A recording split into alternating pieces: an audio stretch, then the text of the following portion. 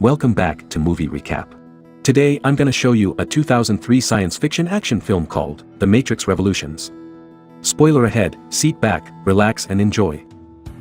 The Matrix Revolutions is the third part of the Matrix series, released on the same year as The Matrix Reloaded. The movie begins showing Bane, who is currently controlled by Smith, alongside Neo, both remaining unconscious. They lie inside the ship Hammer and is under observation. Morpheus asks Roland and the operator of Hammer for him to be plugged into the Matrix to search for Neo. He and Maggie, the crew observing Neo and Bane, seem to speculate that Neo is lost inside the Matrix despite not being plugged in. Almost but not quite, Neo is indeed trapped in a subway station known as the Mobile Avenue, a distinct virtual world supervised by the trainmen. It appears much like a purgatory, as it is somewhere in between the Matrix and the real world. Neo wakes up to the face of a child named Sadi. He meets Sadi and her family who are actually programs inside the Mobile Avenue. The father informs Neo about the subway and the trainman, who apparently works for the Merovingian. Around the same time, Link notices a call which happens to be from Seraph, the Oracle's bodyguard, arranging for them to meet the Oracle.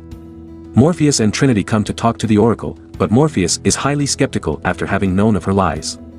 Nonetheless, she tells them about Neo's current state and their need to find the trainman. Seraph leads Morpheus and Trinity to another subway station where the trainman is located.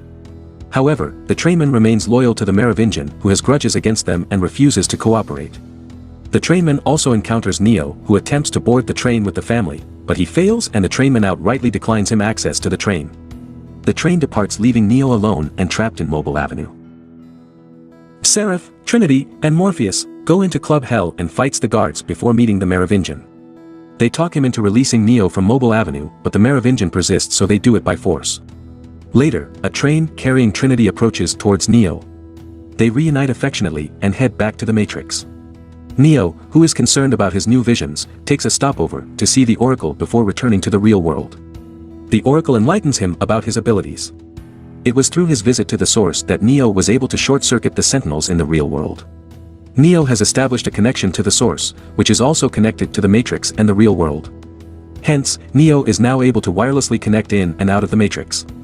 She also warns him of Smith's growing abilities that can possibly destroy not only the Matrix but everything, including the Source and the real world. She emphasizes that everything that has a beginning has an end. Neo leaves, and just then, a number of Smith's duplicates arrive to take over Seraph and Sithi. Smith also takes control of the Oracle, where he acquires her ability to foresee future information. Back in Zion, Commander Locke reports to the Council the plan to prevent the Osiris from reaching the city. The people in the city prepares for the arrival of the Osiris. The others evacuate and the rest volunteer to hold the dock. In the Hammer, Bane gains consciousness and is immediately interrogated by Roland regarding the incident. Unfortunately, they take no relevant information out of him. Although they are able to find and recover Niobe's ship, the Logos, where they successfully rescue Niobe and her crew. The two ships, Logos and Hammer, now prepare to return to Zion. Captains Roland and Niobe discuss the plan when Neo intervenes, requesting to pilot one of the ships to go to the Machine City. Roland strongly disagrees. On the other hand, Niobe, who has been contacted by the Oracle regarding the choice of helping Neo, decides to approve of Neo's request and lets him pilot the Logos together with Trinity. A change of plan arises as the two ships head to two different destinations. At the same time, Bane stabs Maggie to death inside a cabin and sneaks into the Logos. Neo and Trinity depart fully unaware towards the Machine City, while Niobe, Roland, and the rest of the crew in the Hammer return to Zion. Soon after their departure, one of the crew in the Hammer reports the death of Maggie. They discover that Bane has boarded the Logos, but apparently is too late to warn them, as Bane's attack has already started after he corners Trinity on her way to fix an engine problem. She resists and fights back, but ends up being held hostage by Bane. Neo arrives holding a gun, and Bane finally reveals himself as a duplicate of Smith. Neo drops the gun and backs away in order for Smith to let Trinity go. Smith tosses Trinity and shuts her down the engine room. Neo attempts to take back the gun but fails as Smith reaches it first. With the gun pointed at Neo, Smith demoralizes him and tells him his developed abilities that goes beyond the Matrix. In the middle of their confrontation, Trinity frees herself from the binds and switches the power off just before the gun hits Neo. The power cables malfunction as Smith and Neo's fight continues, but unfortunately Smith blinds him. Neo struggles from the injury but is still able to see Smith's program appearance, allowing him to land a successful counterattack and defeats him. He releases Trinity out of the engine room where she takes over as pilot on their way to the Machine City. Meanwhile, the people of Zion almost finished their preparations after loading every armored personnel unit APU with ammunition. They gather and surround the entrance to prevent the Osiris from entering the temple together with the other defense forces with rocket launchers. One of the captains, named Mifune, addresses a final speech to boost everybody's morale for the approaching war. Simultaneously, the hammer is shown rushing further away from the sentinels after having triggered their sensors. Morpheus co-pilots Niobe along the way while the gunners get in place. Back in Zion, the Osiris arrives and has successfully dug past Zion's perimeter defense, revealing a hole above the entrance. The armored personnel units brace themselves and initiates the attack as they shoot towards the hole. A large number of sentinels emerge from the hole and the war breaks out. APUs shoot all over the Osiris and the scattered sentinels. The rest of the infantry, among which is Z, shoot rocket launchers over the vital areas of the Osiris and disables one of its arms. On the other side, an army of sentinels continue to pursue and destroy the hammer, but Niobe and Morpheus skillfully drive into the mechanical line of Zion and towards the gate. Commander Locke's station confirms the presence of the hammer entering Zion territory. He orders the gate to be opened for the ship to get in Zion to aid in the war. However, due to heavy damage, the gate can no longer be opened from the control station. Zion suffers in a total disadvantage with only 13 functional APUs left at the moment. Commander Locke then orders Mifune, the closest APU on the gate, to open it.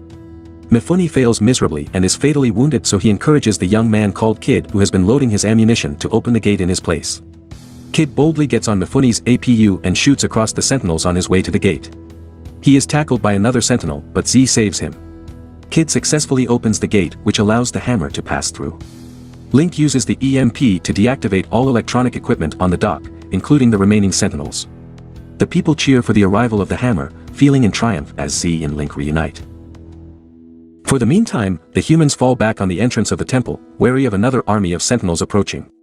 Captains Morpheus, Niobe, and Roland report back to Commander Locke and the Council to give updates on the recent events. They tell the Council about Neo's decision to go to the Machine City.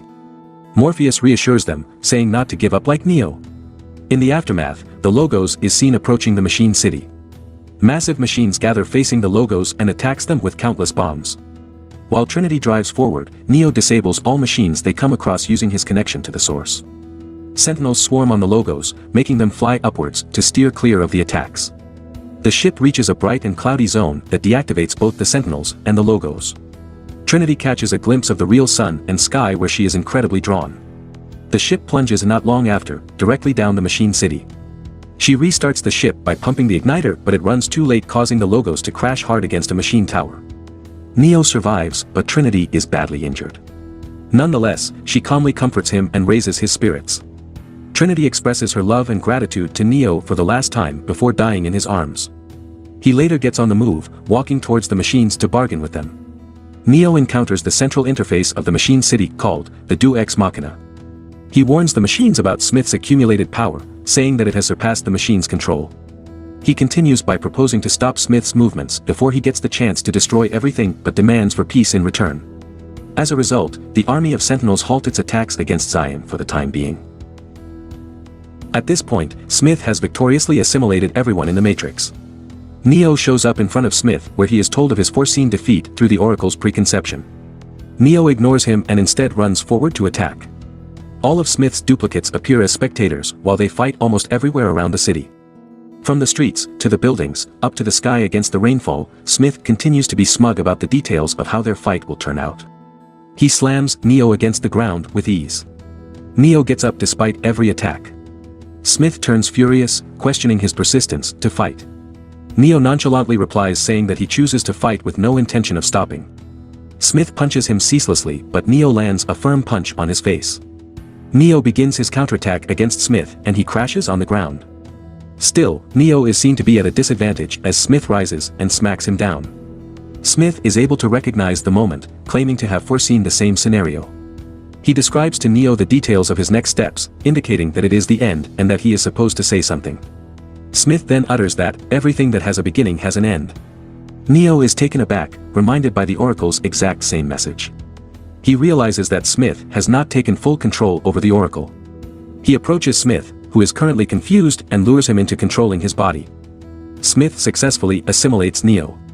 Neo's real body back at the Machine City convulses while absorbing all the energy from being connected to the Matrix. Just then, a burst of white light is forced out of the Neo-duplicate of Smith, ripping him apart. The Oracle duplicate of Smith begins to fully understand the situation but realizes it too late as he and all of his duplicates in the Matrix tear apart. Everyone that Smith has assimilated return to their original form alongside the Oracle. Neo's real body is then disconnected from the Matrix as the machines carry him away. Back at Zion, the attack of the Sentinels permanently ceases as all machines peacefully leave their city. Morpheus, Niobe, Commander Locke, and the rest of the defense forces stare in awe and later feels the sense of relief. Niobe weeps and embraces Morpheus, realizing Neo's successful attempt in the Machine City. Kid runs into the temple to announce their victory in the war and everybody cheers in triumph. The closing scene shows a conversation between the Architect and the Oracle. The Architect reprimands the Oracle for her risk-taking behavior as seen in her attempts to change the structure of the Matrix. The Oracle proudly replies that she knows the risks that come with change and understands that it is worth it. They both agree on a settlement to free the others that want out of the Matrix. The Architect leaves, following the arrival of Sadi and Seraph. They come towards the Oracle and look at the newly designed Matrix, appearing more vibrant than ever. Thanks for watching. Subscribe for more videos like this to help the channel out. Have a nice day.